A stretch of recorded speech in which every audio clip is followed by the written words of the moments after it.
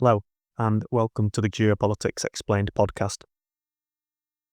I was going to discuss Mexico in a few weeks' time, but I decided that recent events surrounding the Jalisco New Generation cartel warranted discussing this sooner. And so, for the next few weeks, it's Mexico that we'll be discussing. Today, we'll set the scene, discussing where Mexico found itself before 2026 started, and where the country will move geopolitically as we continue through 2026 and beyond. In the coming weeks, we'll then discuss the cartel environment in Mexico, highlighting the biggest groups, where they operate, and how the death of El Mencho will affect the cartel environment moving forward. For today, let's dive into the biggest geopolitical issues that face Mexico. When we look at recent years, the three geopolitical issues that often emerge when looking at Mexico are the cartels, the recent judicial reforms, and Mexico's geographic proximity to the United States. Before discussing the relevance of these issues today, let's explore the history that led us to the current environment in Mexico. We'll start by discussing the cartels. Before the emergence of Jalisco New Generation, the Sinaloa cartel was one of the strongest in Mexico. Sinaloa was led by El Chapo, who was arrested in February 2014, before then escaping prison via a tunnel in July 2015. He was captured once again in January of 2016, and he was extradited to the United States, where he is now serving life in prison. Candidates to replace El Chapo at the head of the Sinaloa cartel have also since been arrested, such as El Mayo and El Chapo's son, Ovidio Guzman. The removal of El Chapo and others who were potential leadership candidates saw infighting occur within Sinaloa, largely between Los Chapitos and La Maíza. This naturally weakened Sinaloa. As Sinaloa weakened, other cartels scrambled for increased influence and for a chunk of the power vacuum that had emerged. It was Jalisco New Generation that emerged stronger from this period of chaos. For those who listen or read Peter Zion's content, he has stated frequently that Jalisco New Generation is a lot more violent than El Chapo and Sinaloa ever were. In the last few years, this has seen cartel violence rising in Mexico. The cartel environment in Mexico is currently gaining the attention of the Trump administration. This is due to the border issue, migration, and the drugs that flow from Mexico into the United States. Any drugs or cartel members involved in any border issue is an issue for the United States, and so Trump's interest in addressing the cartels will remain. In fact, a few weeks ago, the United States hit groups linked to the cartels in Texas. As I stated in the introduction, we will discuss the present-day cartel environment in more detail in coming weeks, as well as the recent move against the leader of Jalisco New Generation, El Mencho. In discussing the United States and its connection to Mexico, they are also connected in trade and other key necessities. The United States holds cards to pressure Mexico, be it in water negotiation rights or in other trade-related pressure tactics related to USMCA. However, Mexico also holds cards over the United States, but the power relationship here is asymmetric. The United States holds more cards over Mexico, and so this will continue to affect our geopolitical world for the next few years, because the United States holds more cards over most nations in the world. And in this geopolitical environment, Mexico is no exception. Moving on to the recent judicial reforms that we saw in Mexico. Back in 2024, Mexico replaced its appointment-based system for judges with one where judges were pre-selected by Congress as candidates before then being elected by popular vote. Each judge in this new system would serve a renewable 9-year term. As a part of these changes, the number of Supreme Court justices was also reduced from 11 to 9, and 12-year term limits were established. These changes saw Mexico become the first country to have elections for all judges.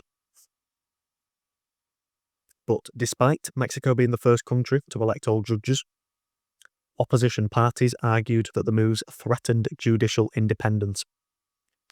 Mexico also saw protests and strikes unfold prior to the vote for this judicial change.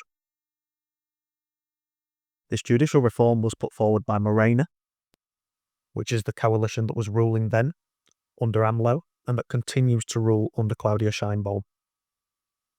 AMLO clashed with the judiciary during his presidency, and he stated that it was controlled by crime and influenced by external actors. It's notable that the constitutional reforms were ratified in every state, apart from Querétaro and Jalisco, both of which are heavily influenced by Jalisco New Generation. In the aftermath of these reforms, judicial elections took place last year in 2025.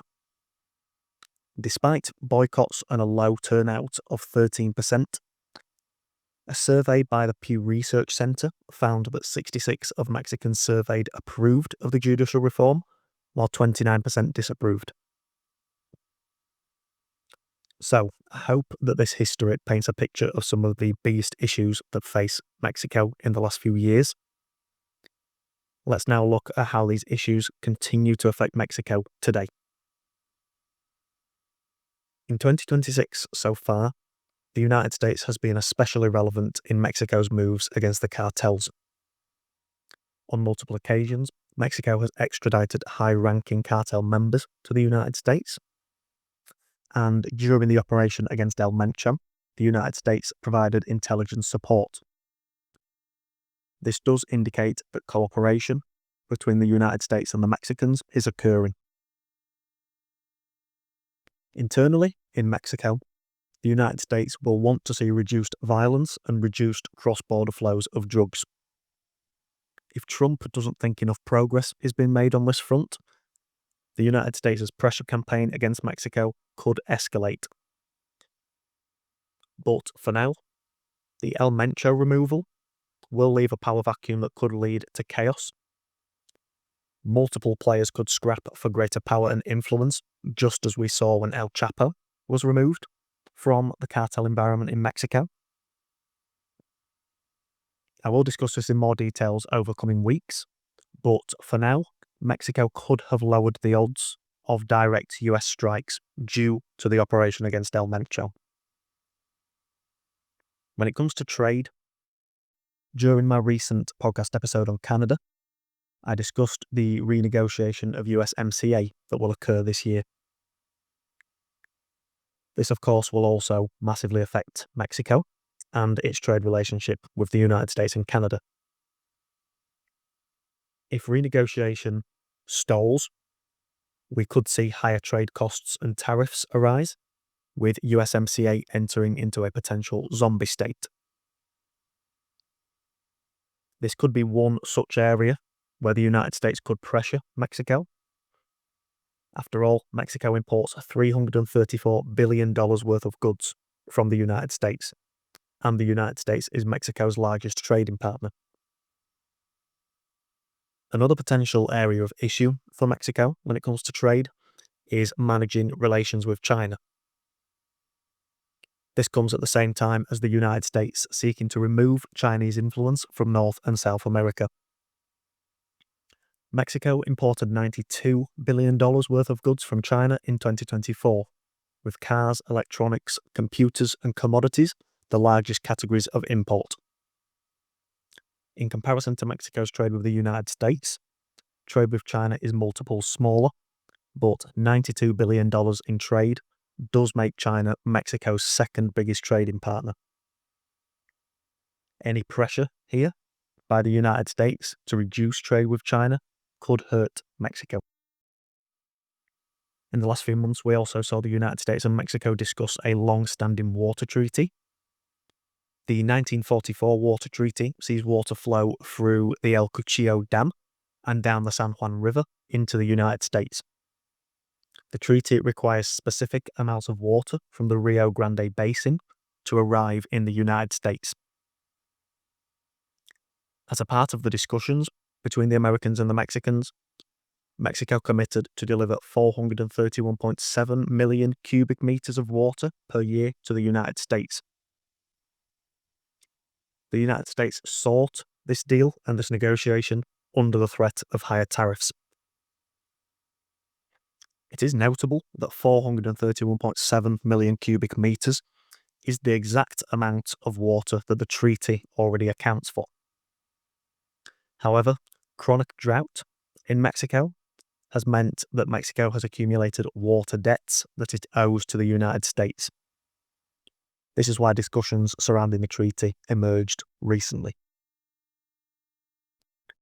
Water is emerging as an environmental issue, especially in areas where water stress is prevalent.